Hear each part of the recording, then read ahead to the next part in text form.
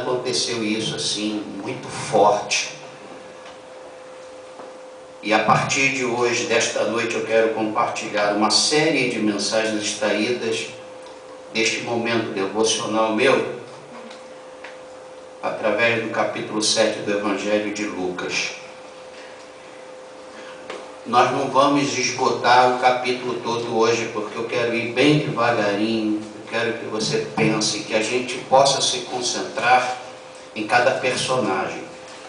Estas mensagens nos mostrarão vários tipos de comportamentos daqueles que vão ao Senhor direta e indiretamente, e também vão nos mostrar as ações e reações do Senhor Jesus em resposta a estes comportamentos.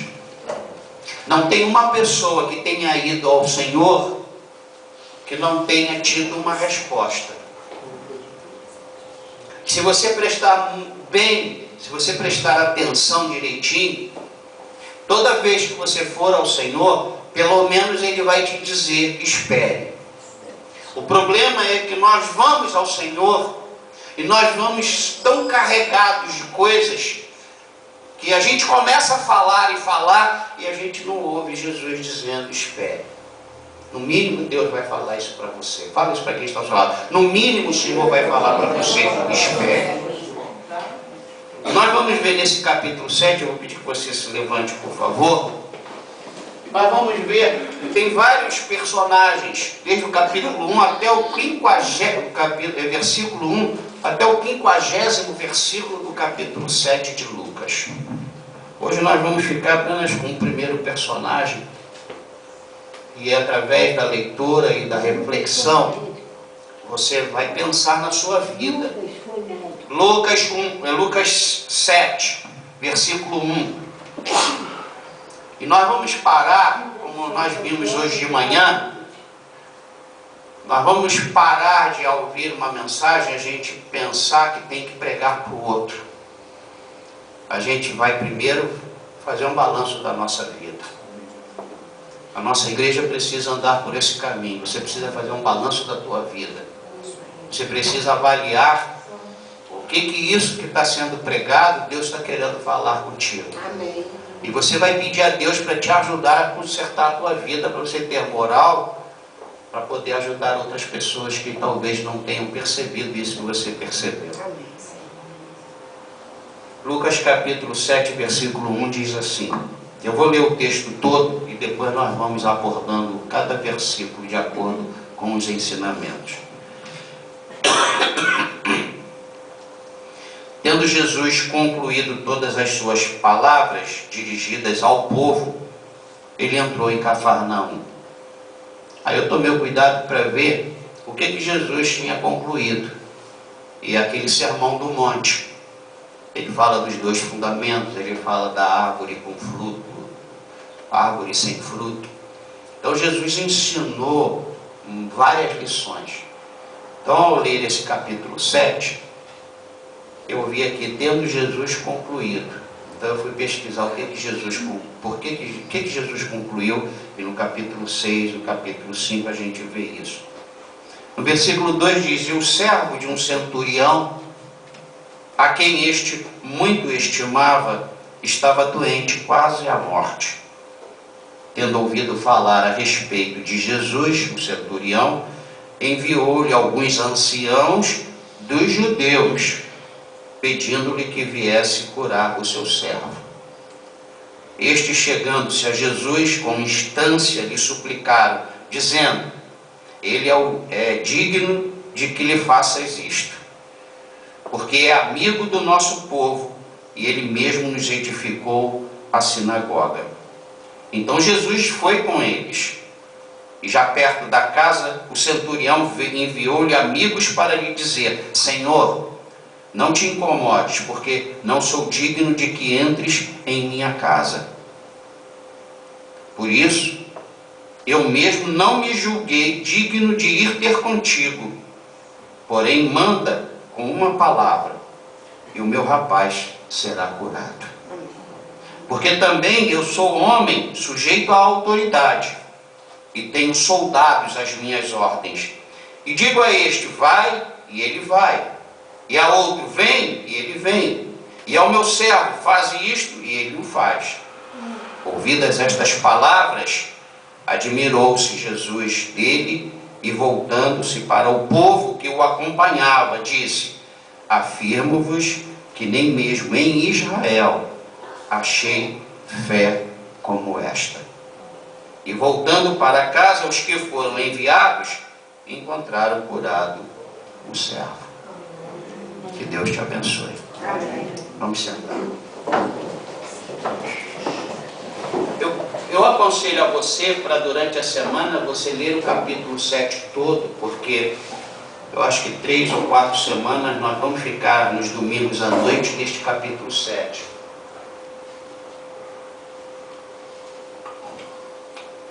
E é importante que a gente não perca o fio da meada, porque a história deste homem vai nos ajudar a entender algumas coisas mais lá na frente.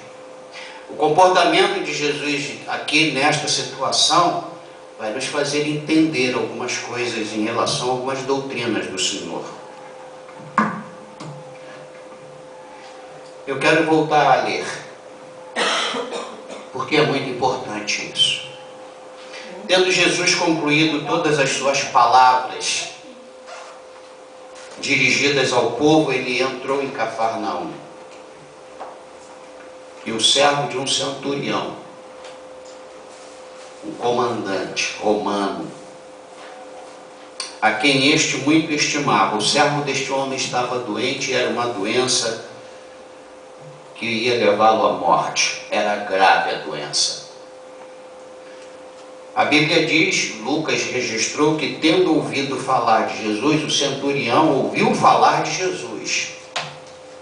Enviou-lhe alguns anciãos dos judeus. Então havia uma relação deste centurião com os anciãos judeus, ao ponto deste homem fazer uma grande caridade para os judeus em Cafarnaum. Ele edificou uma sinagoga. É como se a gente tivesse uma grande relação com os PMs aqui, e os PMs nos ajudassem a construir, edificar uma igreja aqui no bairro. Ele, estimando o servo dele, o centurião envia pede aos anciãos dos judeus que fosse até Jesus, que os anciãos que eram judeus intercedessem pelo servo dele que estava quase morrendo.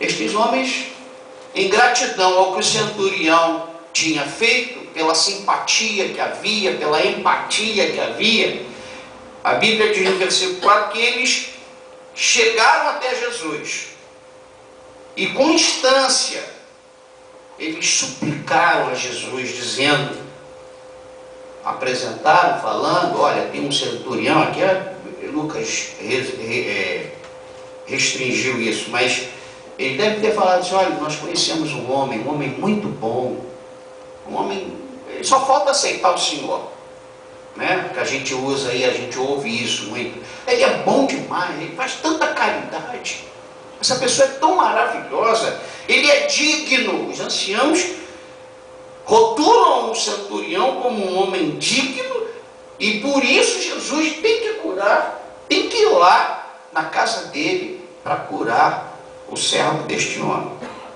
E mais, eles dizem, porque esse homem é amigo do nosso povo, e ele mesmo nos edificou. Olha quanta coisa boa esse homem fez.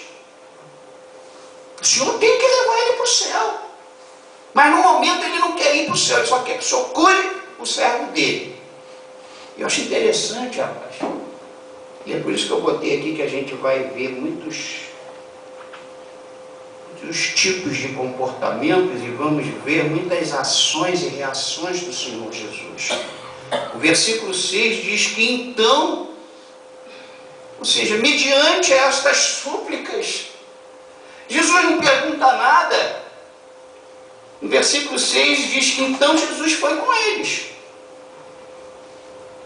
que Jesus é impedido de chegar até a casa. Porque já perto da casa, o centurião enviou-lhe amigos. Primeiro, o centurião pede para os anciãos intercederem pelo servo dele. Aí Jesus está vindo.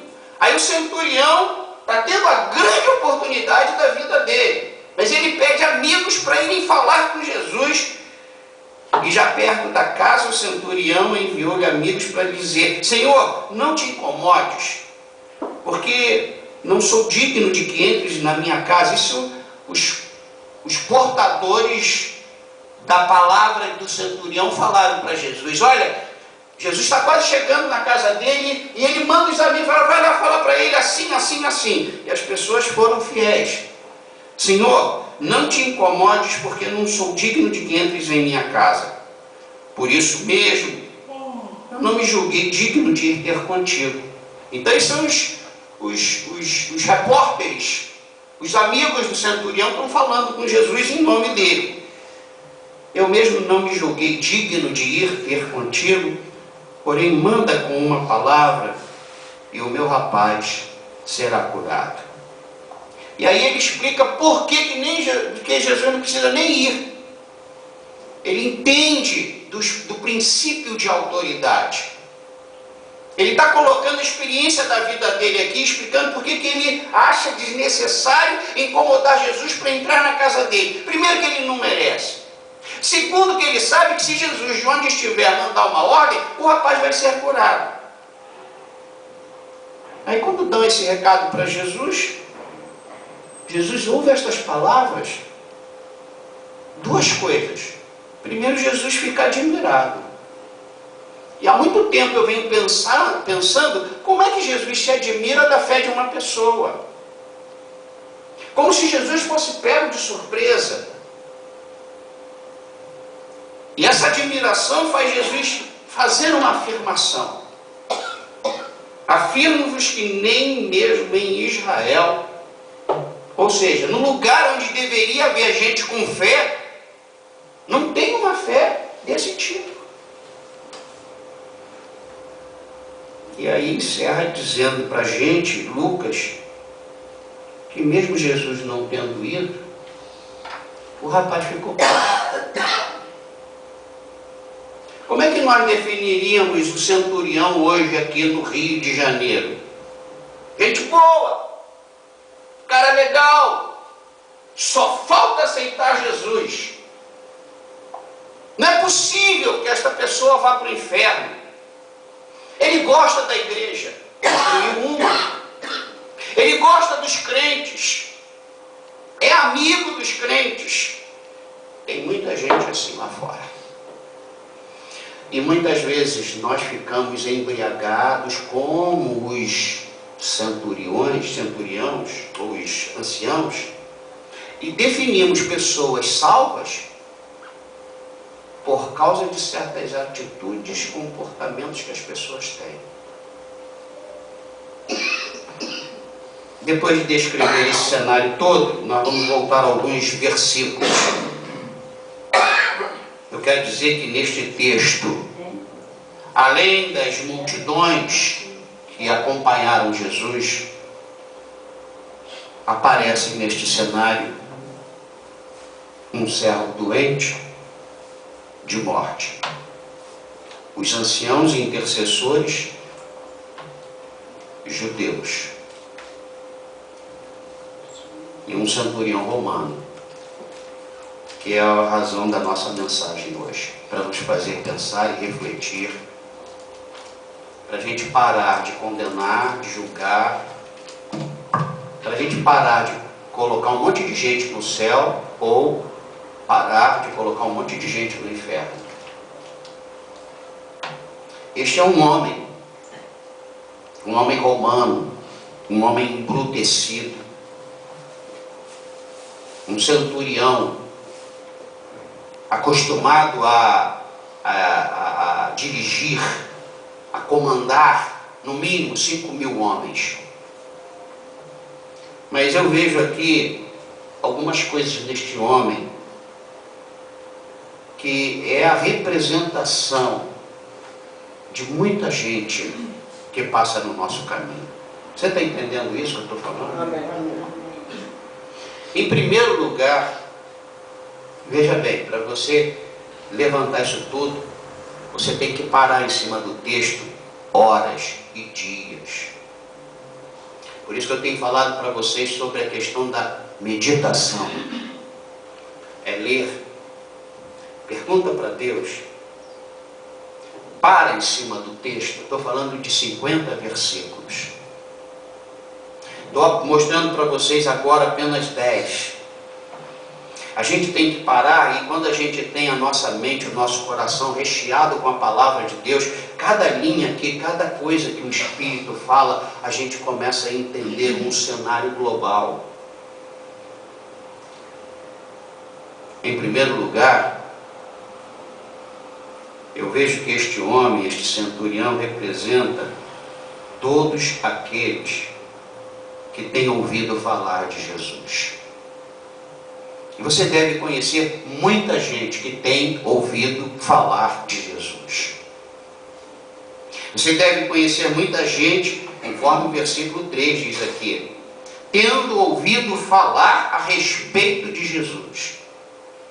Você deve conhecer muita gente que já ouviu falar de Jesus, mas nunca, em momento algum, a partir do momento que começou a ouvir a falar de Jesus, procurou ir atrás de Jesus. Eu conheço muita gente que já ouviu falar de Jesus,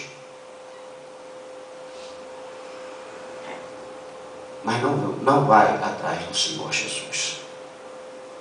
Milhares e milhares de pessoas ao longo dos anos também têm ouvido falar, mas só aproveitam dos benefícios dele quando a situação está totalmente fora do controle humano. Dá para perceber isso aí? Não era uma relação de patrão e empregado, apesar que nós estamos falando de um servo com o seu senhor, e a Bíblia, e Lucas tomou cuidado de nos informar que estimava o servo dele. Este servo era uma pessoa importante para este centurião.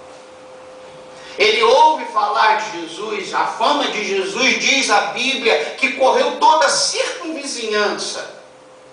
Por que este homem não foi num culto? Porque se este homem não foi, aí você vai dizer, mas ele devia ter muitas ocupações. Essa é a resposta que muitos que ouviram falar de Jesus também têm dado.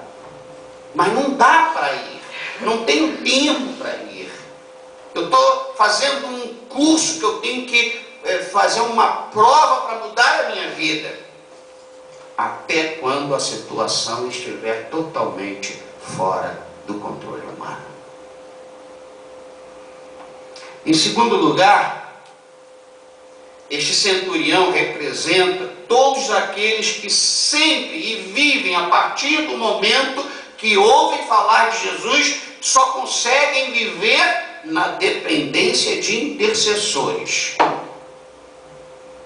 Você deve conhecer pessoas que dizem assim, ora por mim, ora por fulano, ora por Beltrano, ora por mim, faz uma oração, bota a mão na minha cabeça. Este homem, a gente analisa aqui no texto que, em primeiro lugar, ele tem um problema dentro da casa dele e ele sabe que Jesus pode resolver esse problema, e ao invés dele ir atrás, e olha, ele sabia que Jesus ia passar ali. Então, a agenda de Jesus não era uma coisa oculta. Primeiro, ele procura os judeus, porque os judeus estão assim com Jesus de Nazaré. Vai lá, pede a ele para vir resolver esse problema. Aí ele cai em si, numa coisa que nós vamos ver daqui a pouco, e ele fica envergonhado. E ele pede os amigos para ir pedirem a Jesus para mandar uma palavra que Jesus nem precisa ver. Vive na base de intercessores. Por que ele não foi atrás de Jesus? Sabe o que eu começo a pensar aqui? Por que a gente acha que toda gente que faz isso tudo que esse cara faz é pessoa boa que tem que ir para o céu? Por que a gente acha que todo mundo é maravilhoso? Por que a gente acha que ao receber a resposta de uma oração, pronto, a gente já está bem na fita com o Senhor? Por que a gente acha isso? Esse texto e toda essa história, todo esse capítulo, a gente vendo esses comportamentos e que Jesus fala, a gente tem que parar para refletir. Será que nós não somos uma destas pessoas que também ouvimos falar de Jesus e temos ouvido falar de Jesus? Mas a gente precisa de intercessores para Jesus resolver os nossos problemas. Minha pergunta é: por que ele não foi até Jesus? Em terceiro lugar, este centurião representa todos aqueles que se baseiam nas suas boas ações. Conforme os versículos 4 e 5. Leia o versículo 4 e 5. Você acha que se o pessoal falou isso, ele não nutria isso no seu coração? Versículo 4 e 5. Leia mais alto, por favor. Já. Este, chegando-se a Jesus, com constância suplicara, dizendo: Ele é digno que faças isto, porque é amigo do nosso povo, e ele mesmo expôs sua sinagoga. Em terceiro lugar, este centurião representa todos aqueles que se baseiam nas suas boas ações. Não é não? Eu trabalhei tantos anos para o Senhor, eu não admito que façam isso comigo e vão embora. Politicagem. E se as pessoas sabem, é óbvio que ele sabia. É lógico que ele sabia. Por que a gente acha que essas pessoas são dignas? E aí está uma questão. A gente tem uma história toda aqui revelada. A gente não está julgando. A gente está lendo uma história revelada, escrita, documentada. Eu não estou julgando o centurião. E você vai ver que eu tomei todo cuidado para falar isso tudo que eu estou falando. O que eu quero dizer é que o fato da gente ter ouvido falar de Jesus, o que eu quero dizer é que se a gente tendo um monte de gente para interceder a Jesus por nós, o que eu quero dizer é que mesmo eu tendo pregado 30 anos o Evangelho, isso não pode me dar a garantia que eu vou para o céu. E aí eu paro de olhar para o centurião e olho para dentro de mim. E é a proposta que eu estou fazendo para você. Pega a vida do centurião e olha para dentro de você. Porque eu estou fazendo isso. Eu não acho que eu sou digno, gente. Pedro Bittencourt, eu estou falando para vocês, eu não acho que eu sou digno, não sou um cara digno. Mas tem gente que acha. Tem gente que me vê como uma sumidade. Eu não me vejo hoje, depois de 30 anos de ministério. Por que a gente rotula as pessoas? Por causa de um dízimo, por causa de uma voz bonita.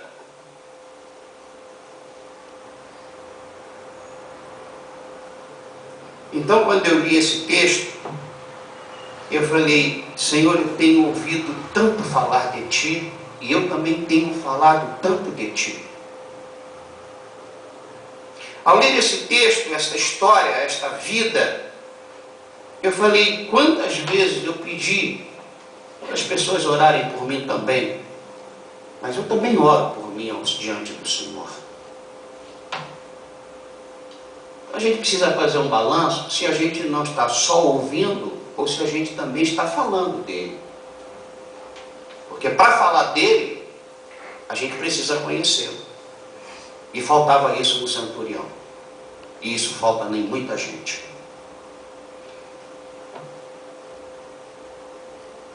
Eu posso pedir que intercedam por mim, se eu tenho uma vida nos pés do Senhor, de eu mesmo orar por mim mesmo.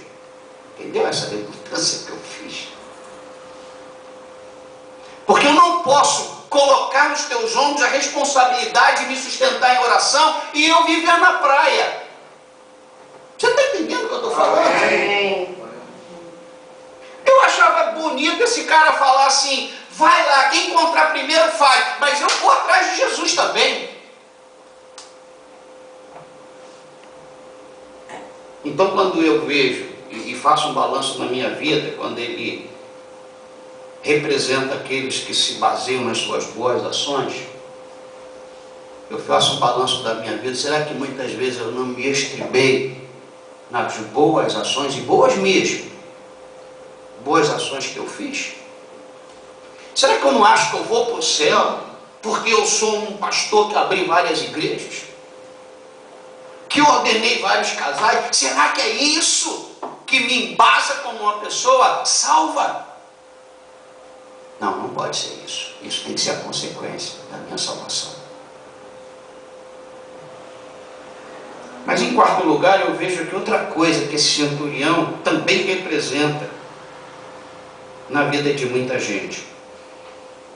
E aqui é o pior de tudo, porque ele faz 50% certo.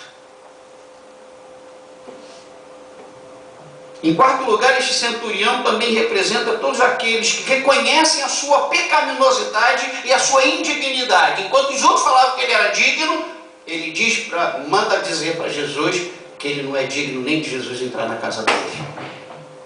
Cara honesto. Ele sabe quem ele é. E falta essa honestidade em muitos crentes hoje. Pequei, estou pecando. Eu não sou digno nem de levantar as mãos para o Senhor. Ele afirma isso aqui quando ele manda recado. E olha, o reconhecimento da pecaminosidade, que ele não quer nem que Jesus pise na casa dele. Aquela casa devia ser podre de pecados. Para esse incrédulo, não é a palavra, esse gentio ter essa percepção, que falta em muitos crentes.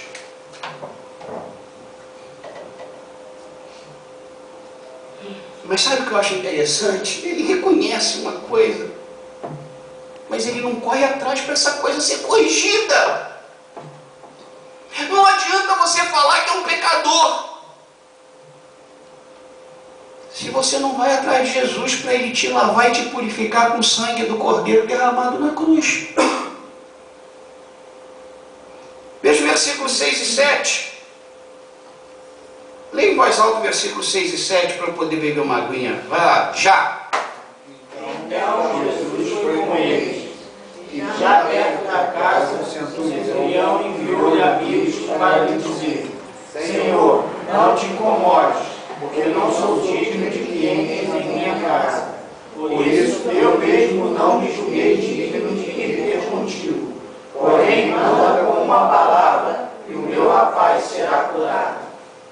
Então, em quarto lugar, esse centurião também representa todos aqueles que reconhecem, diferentemente de tudo que estão falando, sua pecaminosidade e a sua indignidade, conforme o versículo 6 e 7 que nós lemos, mas continuam concentrados naquilo que para eles é mais importante do que seu estado de perdição eterna.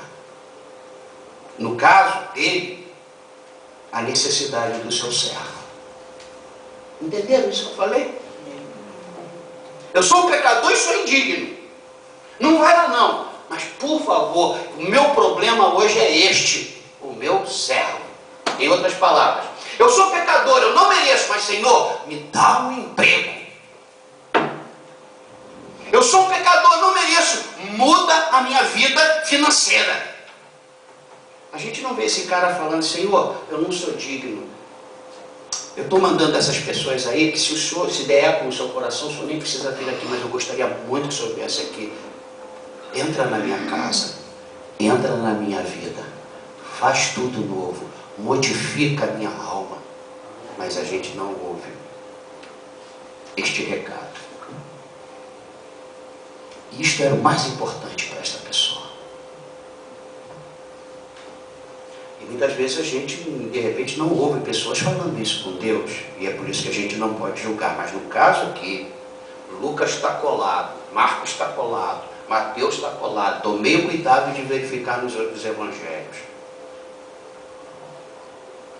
Nenhum deles ouviram esse cara falar: me perdoe. Perdoe a minha pecaminosidade. Sou indigno porque eu nasci em pecado. Construí aquela sinagoga, muito dinheiro roubado do teu próprio povo. Zaqueu teve coragem de falar isso. E Jesus falou que houve salvação nesta casa. Muitas vezes a gente não ouve Jesus falar, mas a gente não pode contestar um documento. Isso é um documento. O Evangelho é um documento.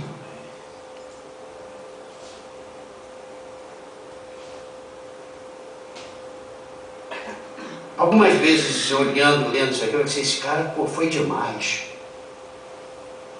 Ele foi demais, 50%. Ele reconhece. E tendo a oportunidade de resolver o problema mais grave da vida dele, que não era o empregado doente, era a sua alma perdida. E todas as vezes que nós nos concentramos em outras coisas, e a gente sabendo que é pecador, e é indigno, mas a gente não aproveita aquela oportunidade que está vindo em direção à nossa casa, é porque a gente não acha que a nossa pecaminosidade, a nossa indignidade não é tão grave assim. Em quinto lugar, este centurião representa todos aqueles que se baseiam na sua própria experiência de vida. Jesus já ressuscitou mortos. Ele nem precisa vir aqui. Se ele der uma palavra de lá, esse rapaz vai levantar que nem morto ainda está.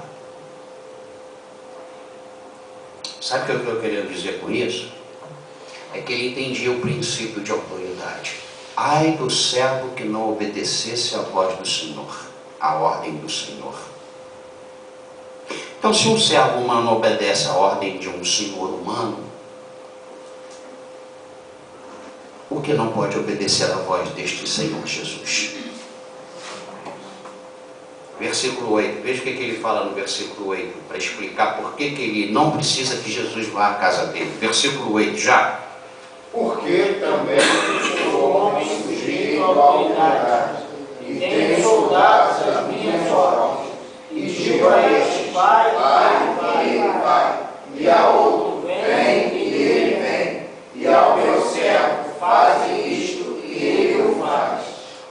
Esse cara entendia muito sobre autoridade. Ele falou: não, Jesus é o Senhor da glória. Ele, tendo ouvido falar de Jesus, ele ouviu muitas coisas para ter esse impulso, para ficar impactado e crendo. E Jesus não precisa nem ir lá, que está resolvido o problema. E essa fé Jesus não achou em Israel. Mas isso não quer dizer que Jesus está dizendo que esse cara foi salvo. Nesta conclusão, eu quero dizer uma coisa. Quero dizer a seguinte coisa: o Senhor atende a súplica dos anciãos, como Jesus tem atendido muitas súplicas. Jesus vai até a casa do centurião, não manda ninguém no seu lugar. Jesus vai. O Senhor não entra na casa por causa de um conceito totalmente equivocado que ele quis fazer do reino de Roma, o império de Roma com o reino de Deus. E esse é um problema que a gente muitas vezes erra, quando a gente quer fazer um paralelo do governo do mundo com o governo de Deus. O chefe manda, o Rei da Glória vem.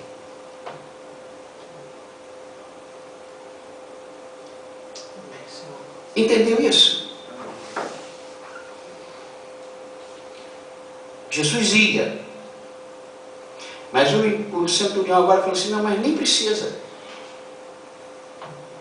E ele desvia o caminho de Jesus da direção da casa dele para outras pessoas serem abençoadas. Vamos parar da gente fazer, sempre quando a gente quiser entender as coisas de Deus, a gente não pode comparar as coisas de Deus com as coisas do mundo.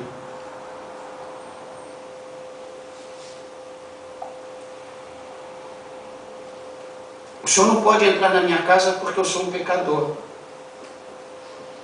Por isso eu estou mandando que o Senhor mande uma palavra. O centurião ouviu isso, viveu isso e fazia assim.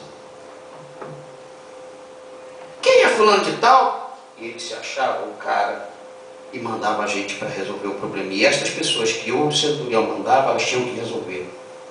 E se não resolvessem, elas seriam punidas. No reino de Deus não é assim. Deus quer falar contigo frente a frente. Deus não quer que você tenha o bispo como seu intercessor para você saber qual é a vontade de Deus para a sua vida. Deus quer falar para você. Mas se você vier com essa historinha, politicagem, este reconhecimento sem uma ação para consertar isso que você reconhece, não adiantou nada essas palavras bonitas.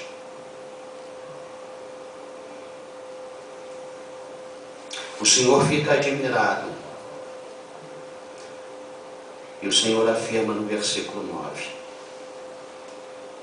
Ouvidas estas palavras, admirou-se Jesus dele e voltando-se para o povo que o acompanhava, disse. O negócio foi tão impactante. Jesus ouve esta declaração, fica admirado e vira-se, estava indo na direção da casa dele. Quando os amigos dele vêm trazer essa informação, Jesus fica admirado. O cara não quer nem que eu vá na casa dele. Ou seja, o cara só quer o rapaz curado. Eu curando o rapaz, ele não precisa mais de mim. Porque o bem maior que Deus quer fazer não é curar doenças, é curar a alma,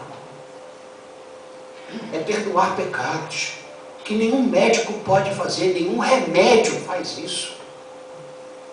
E isso que ninguém podia fazer, ele não se preocupou. Não diz Bispo Moreno, o negócio é muito forte. Não sei se você está conseguindo captar esta profundidade da coisa.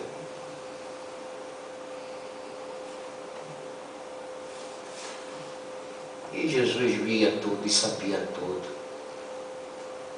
E o rapaz ficou curado. O Evangelho não informa que o servo e o centurião se arrependeram e foram convertidos.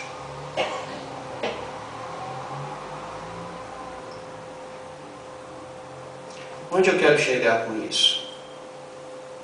Ele está dentro de um processo. Olhando esta história, ele não foi salvo até aqui. Ele não foi salvo. Mas a história não acaba aqui. É aquilo que eu falei hoje de manhã. Amém.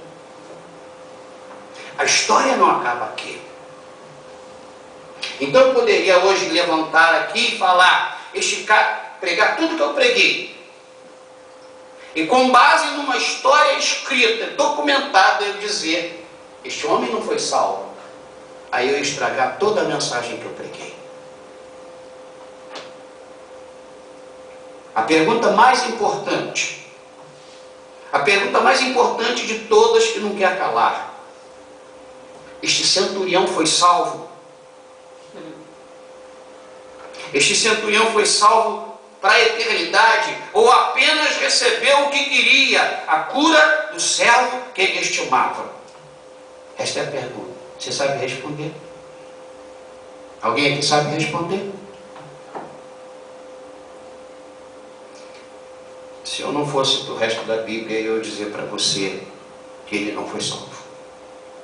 Mas como eu falei hoje de manhã, que a salvação é um processo. E na vida deste centurião, o processo não termina nesse momento que ele recebe o servo curado. E é nisso que a gente tem que se contentar. Amém. Eu não sei o que acontece a partir desta hora em que ele chega em casa e vê o servo curado. Eu não estava lá. É isso aí. E nenhum dos evangelistas estavam lá. E nenhum dos evangelistas escreveram o que aconteceu com este homem. Estão percebendo o que Deus está querendo nos ensinar? Amém. Primeiro eu desmascaro o cara e à luz de um documento a gente pode dizer: esse cara não foi salvo. Se o processo terminasse aqui. A gente não acompanha as pessoas. A gente não sabe o que mais Deus, na sua conspiração maravilhosa, está fazendo após um fato ocorrido que a gente pensa que não deu em nada.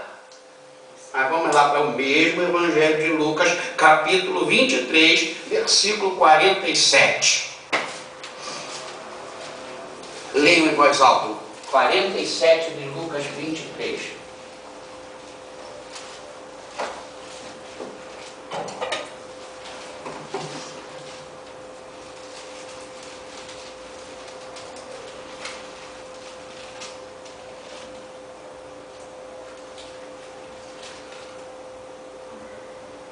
Lucas 23, 47. Acharam? Amém. Achou, Ricardinho? Vamos ler juntos. Já! Vendo o centurião o que tinha acontecido, deu glória a Deus, dizendo: verdadeiramente este homem era justo. Glória a Deus. É osso. Nós estamos na beira do leito de uma pessoa que a gente viu saindo da igreja e desperdiçando a grande oportunidade, é a nossa maneira de ver, a grande oportunidade da vida dele com Jesus. Nós não sabemos. Aí vai ter algum aí que vai me dizer assim: mas quem diz que esse é o centurião daquele lugar? Você tem certeza que não é? Eu não tenho que é nem que não é. E se eu não tenho certeza de que é o que não é, eu não posso ter certeza que ele foi salvo ou que ele se perdeu. Amém. Está entendendo onde Deus está querendo nos levar? Se você não tem certeza de uma coisa, como é que tu quer garantir uma outra coisa? E eu trouxe esse daqui, versículo, para nos fazer pensar quanta leviandade a gente já cometeu. E a gente destroça um todo que Deus está fazendo. E a gente vomita em cima das pérolas preciosas. Gente, a Bíblia de Gênesis ao Apocalipse é a palavra de Deus. Eu acho tão interessante que Lucas tomou cuidado para registrar o comportamento de todo mundo que estava ali nos pés da cruz. E nós temos visto que salvação é um processo. E só Deus sabe como Ele desencadeia esse processo. Sabe o que nós temos que fazer? Pedir a Jesus para orar pelo servo dos centuriões. Amém. Sabe o que a gente precisa fazer? Falar com o centurião que Jesus o ama. Amém. Sabe o que a gente precisa fazer? Dizer para o centurião: Jesus morreu em teu lugar. Amém. Pronto. É o que Lucas está fazendo. É isso. Conta a história do centurião. Aí a gente começa a pensar: pô, esse cara foi uma besta, não aproveitou. Mas como o Espírito Santo foi trabalhando o coração e a mente desse centurião? Como é que Deus está trabalhando a mente e o coração da tua família? Você não sabe. Pare de sofrer. Deus é fiel. Fala: Deus é fiel. Fala: Deus é fiel. Fala: Deus é fiel. Não tem uma promessa do Senhor que o Senhor vai deixar a desejar. Existe um processo Amém. na nossa história, na história individual de cada um, que Deus está no controle disso tudo. Sabe o que eu quero mostrar com esta série toda que nós começamos hoje? Não temos moral para dizer quem está salvo e quem não está. Não sabemos quem vai para o céu, nem mesmo nós, com todas as evidências que nós estamos vendo em nós mesmos. Porque faz parte de um processo de um passado, mais um presente, mais um futuro é levado ao céu. Fora disso, é especulação humana, religiosa e maligna. Aqui é um fato. Eu tomei cuidado de trazer para você o que está escrito. E se esse homem morre, nem mesmo tendo escrito em Lucas, Marcos e Mateus que ele morreu, eu não poderia me atrever a dizer que ele não foi para o céu. Não imagino o impacto deste homem vendo o Rei da Glória se submetendo à maneira como ele quis que fosse conduzida a cura do servo dele. Gente, isso é demais. Imagine-se, você chama Jesus, Jesus vem e você diz para Jesus como é que ele tem que fazer. Rapaz, isso é demais. E talvez foi isso, e é o que falta em nós, para as pessoas se renderem ao Senhor, ver essa humildade em nós. Amém. Não quer que eu vá? E chega em casa, está o cara curado. Como seria a minha posição? Se eu não for, ele vai morrer. Eu preciso estar lá. Jesus não vai. Jesus fica admirado, Jesus expõe essa admiração e faz uma afirmação e continua seu itinerário, que é o que a gente vai ver na semana que vem. Que tem muita coisa para nos ensinar. Então, meu querido, minha querida, sabe a única coisa que a gente tem que fazer nesta noite? Pedir perdão a Deus se a gente já botou alguém no inferno com nossas especulações humanas. É só isso que a gente precisa fazer nesta noite. Me perdoe, meu Pai. Eu não sei como é que Deus está agindo no processo de alguém que não está mais caminhando comigo. E quando eu abro o Facebook e vejo um monte de gente que eu não dava nada. Vou falar isso porque eu pedi permissão a ele. O pastor da Igreja de Nova Vida de Olinda, lá em Pernambuco, Edinho, foi meu baterista em Arruma. Aquele cara atazanou a minha ideia. Eu nunca ia imaginar na minha vida que aquele cara, o Edinho, que me contestava porque que ele tinha que usar gravata, ele não admitia usar gravata. Isso é uma coisa do Senhor, pastor, isso é uma coisa do homem. Eu falei, tá bom, Edinho. Mas não toca. Então eu posso vir sem gravata? Não, Edinho.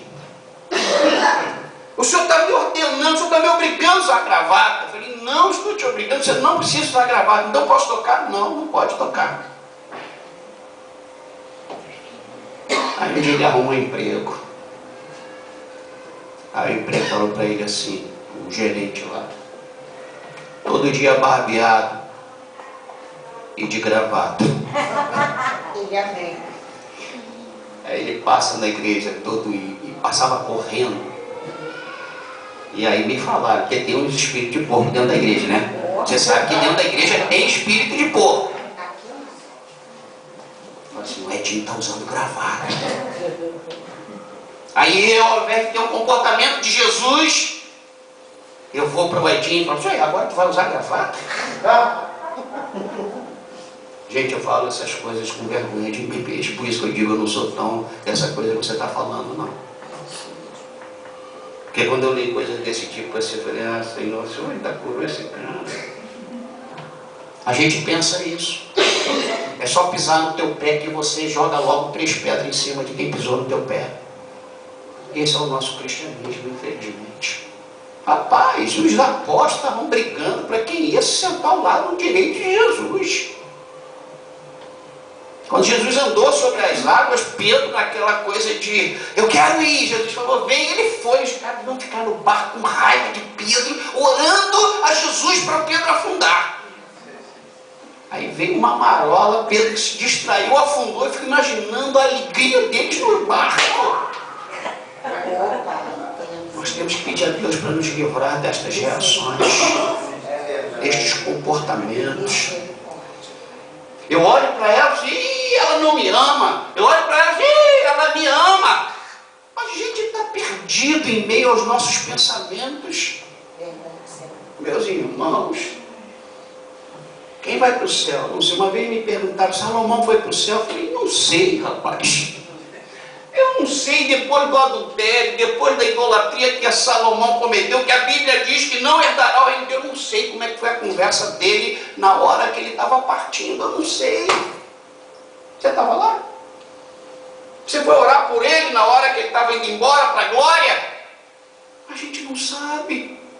Isso é de exclusividade apenas do Senhor. Amém. E Ele sabe quem Ele vai levar e PT, não é PT não, e ponto final. E ponto final. A gente vai saber. Foi hoje que eu falei isso, acho que foi hoje. Eu não quero descrer do ser humano. Se eu não quero descrer do ser humano, eu tenho que acreditar no Deus de todos os seres humanos. Esse Deus que não falha, não erra, você não vai encontrar falha na palavra de Deus. Amém, Senhor. Fala para quem está ao seu lado, não perca seu tempo de procurar falha na palavra de Deus. Sabe o que eu estou pensando hoje? Hoje eu estou pensando que todo mundo que está aqui nesta noite, que você que está me ouvindo aí também, você vai para o céu. Amém. Se você não vai, briga com Deus. Mas eu creio que Deus vai te levar para o céu. Amém. Eu também creio. Agora, eu não sou essa pessoa alienada dos princípios, dos valores divinos. Amém. O que eu estou querendo dizer para você é que a gente não sabe os pensamentos e os corações. A gente não sabe se aquele que disse não vou fazer.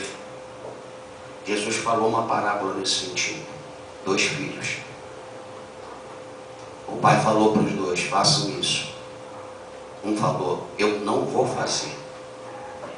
E o outro disse, deixa comigo, papai, eu vou resolver. O que disse que ia fazer, não fez. E o que disse que não ia fazer, é o que fez. De repente a gente está ao redor de alguém que está falando não para Deus. Mas esse é o filho que Deus vai falar para ele, entra no gozo do teu Senhor. Você não tem autoridade para ver quem vai entrar e quem não vai entrar. Por isso, viva convicto de que Deus vai salvar a tua família. E mesmo que alguém chegue para você e diga, não pode ter ido pela vida que viveu, confie em Deus. Amém. Você só tem que tomar cuidado para você ir também. Amém. Para um dia se encontrar com essa pessoa que foi alvo das suas orações. Amém. Não estou dizendo com isso, você pode pintar e bordar. Não, você não pode pintar e bordar. Paulo nos falou hoje de manhã, desenvolver a sua salvação com tremor e temor. Amém. Porque o operar e o realizar, isso é Deus quem faz na nossa vida. Amém, Senhor. Obrigada. Não é imposição, não é regra, não é lei, não é religião. É o Espírito Santo que age na nossa vida. Amém, Jesus. Domingo que vem à noite tem mais. Nós vamos continuar vendo algumas coisas de outras pessoas. Obrigada, Senhor.